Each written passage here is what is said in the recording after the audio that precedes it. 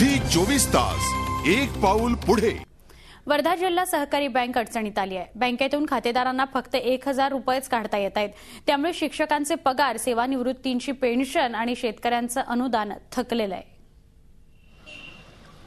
शेतकऱ्यांची बँक म्हणून स्थानिक पातळीवरती ओळख असलेल्या वर्धा जिल्हा सहकारी बँकेची आर्थिक अवस्था बिकट झालेली आहे। बँकेत सध्या रोख रकमेचा प्रचंड तुटवडा निर्माण झालेला आहे।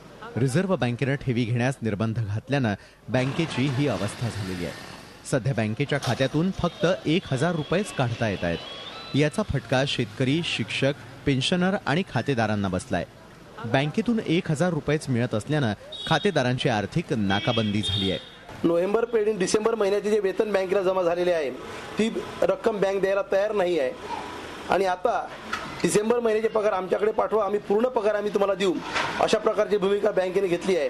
मात्र बँक खात्यावर असलेल्या जुन्या रकमा द्यायला तयार नाही आहे। गेले अनेक वर्षापासून याच बँकेमधून आमचे पगार होते, परंतु या 2-3 महिन्यापासून या बँकेला एक अशी स्थिती निर्माण झाली आहे की आमचे जे पगाराचे पैसे आहेत ते पैसे आता ही बँक आम्हाला देऊन नाही राहिली।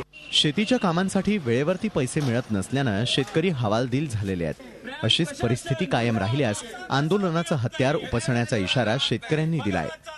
कायद्याच्या नियमानुसार खातेदाराला त्याच्या खात्यातले पैसे देण्याचं नियम जो आहे तो बँकेने पाळला पाहिजे, अन्यथा मग आंदोलनाची भूमिका आम्हाला घ्यावी लागेल असं त्यांना आम्ही इशारा दिला आहे। रिझर्व्ह बँकेनं निर्बंध घातल्यानं हजारो खातेदारांचे आर्थिक व्यवहार खोळंबले आहेत। बँक प्रशासन या अडचणीवरती कशी मात करते याकडे ठेवीदारांचे डोळे लागले आहेत। झी 24 ताससाठी अमित देशपांडे, वर्धा।